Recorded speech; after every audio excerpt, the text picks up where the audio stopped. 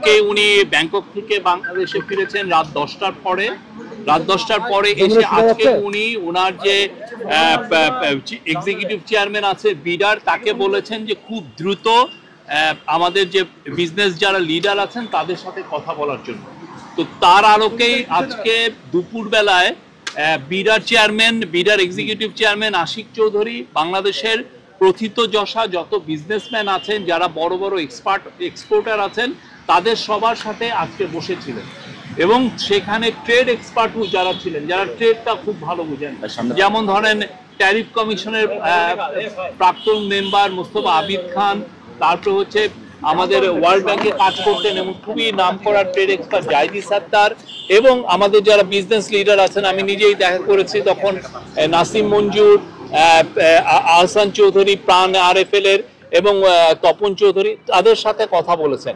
এই পুরো তারা যে রিকমেন্ডেশনগুলো নেবেন, সেই রিকমেন্ডেশনগুলো নিয়ে আশিক চৌধুরী, তারপরে জাহিদি সাত্তার, তারা আবার আজকে 7:30টার সময় চিফ অ্যাডভাইজার একটা এমার্জেন্সি মিটিং ডেকেছে US ট্যারিফের উপরে, যে আমাদের রেসপন্স কি হবে, আমরা কিভাবে কি লিখবো, হ্যাঁ আমরা কি জানাবো US অ্যাডমিনিস্ট্রেশনকে।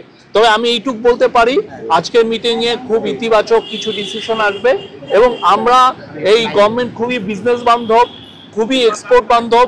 আমরা এমন কিছু করব যার ফলে আমরা মনে করি যে বাংলাদেশের এক্সপোর্ট USA যে এখন যা আছে তার চেয়েও আরো বাড়বে। আমি এটা বলে দিতে পারি যে বাংলাদেশের এক্সপোর্ট USA আরো বাড়বে, কমবে না।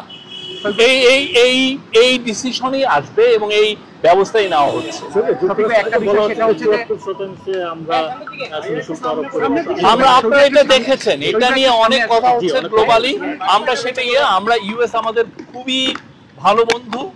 US এর যেগুলো যে সমস্ত তারা ইস্যু উঠেছে, আমরা সবগুলোই নিয়ে আমরা আজকে মিটিংয়ে আলাপ হবে, এবং আলাপের পরে আমি বললাম তো এমন ডিসিশন আসবে যে ডিসিশনের ফলে আপনারা নিশ্চিত থাকতে পারেন বাংলাদেশের এক্সপোর্ট USA কেন পুরো ওয়েস্টার্ন ওয়ার্ল্ডে আরো বাড়বে, কমবে না।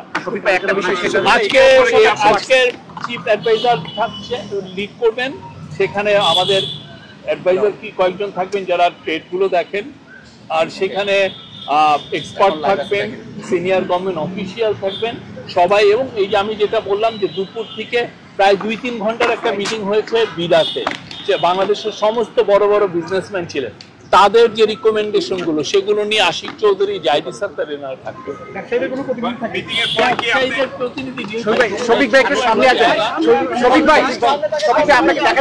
ব্যবসায়ীদের সাথে তো আমাদের মানে চিফ অ্যাডভাইজারের নির্দেশেই তো আশিক চৌধুরী ব্যবসায়ীদের সাথে আজকে দুপুরে কথা বলেছেন, এবং এই মিটিংটা আমি আপনাকে বলতে পারি, মিটিংটা প্রায় 3 ঘন্টা মিটিংটা হয়েছে।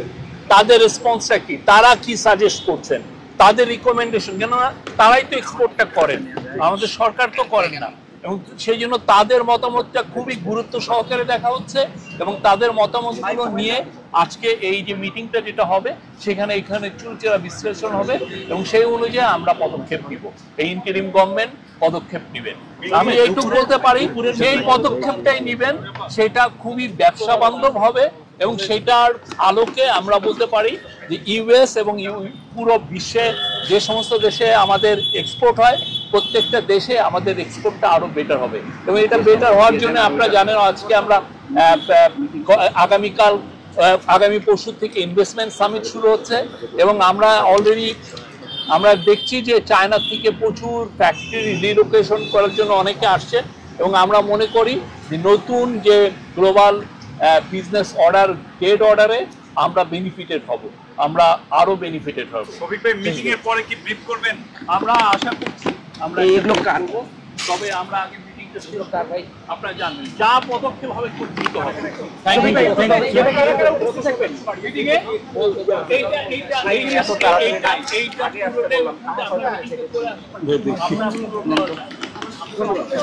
আমরা পুরো দেখেন, আমরা চায়না গেলাম, চায়না ভিজিটের পরে আসার পরে ঈদ হলো, ঈদের পরে আবার আমরা ব্যাংককে গেলাম।